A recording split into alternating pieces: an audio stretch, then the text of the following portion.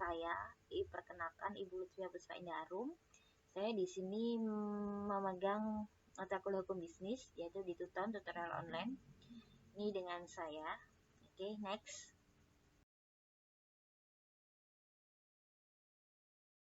Oke, di dalam forum diskusi ini kita menyumbangnya 30%.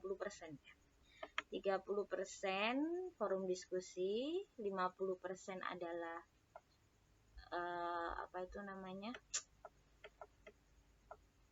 tugas ya, dan 20% adalah on quiz ya.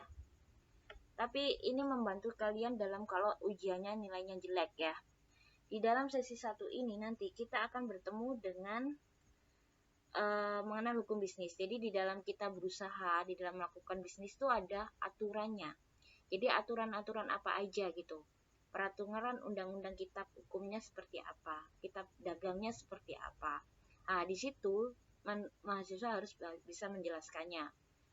Terus hukum perjanjian dan asuransi, karena bisnis ini adalah modalnya besar dan akhirnya mereka melakukan perjanjian dan asuransi.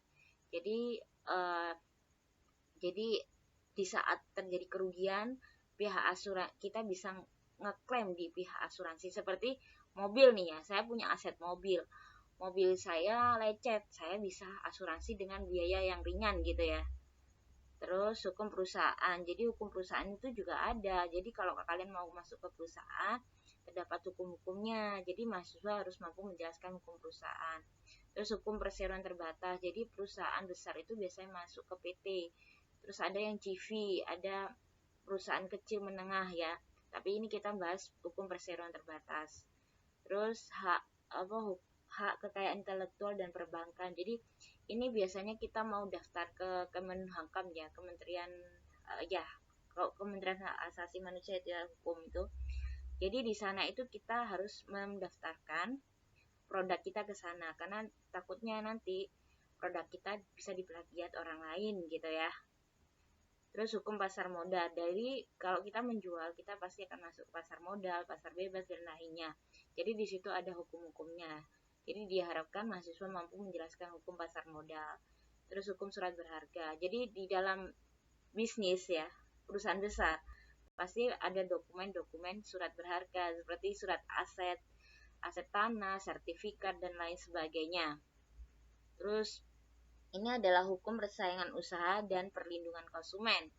Jadi di dalam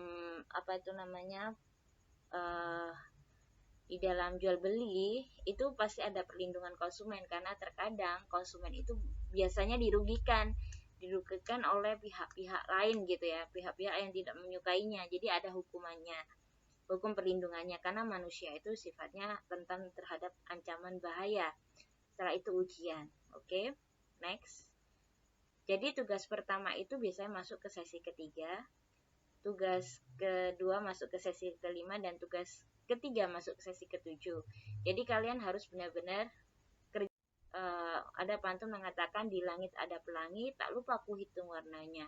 Cukup sekian dari kami. Terima kasih perhatiannya. Selamat belajar.